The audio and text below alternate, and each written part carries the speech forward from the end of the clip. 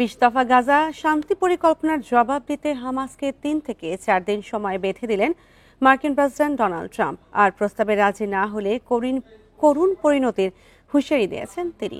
Bundle থাকলে প্রতি সেনমানিতে টাকা বাঁচবে। বিকাশ সেনমানি বান্ডেল কিনে জিতুন প্রতি লেনদেনে। মঙ্গলবার হোয়াইট হাউসে ট্রাম্প বলেন, হামাসের প্রতিক্রিয়ার জন্য অপেক্ষা করা হচ্ছে। এছাড়া পরিকল্পনায় সব আরব দেশ এবং মুসলিম দেশ স্বাক্ষর করেছে।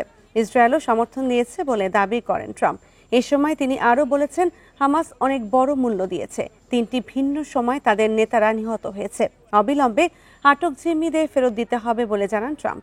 এর আগে সোমবার হোয়াইট হাউসে ইসরায়েলের প্রধানমন্ত্রী নেতানিয়াহুর সঙ্গে বৈঠকের পর শান্তি পরিকল্পনা বিস্তারিত প্রকাশ করেন তিনি।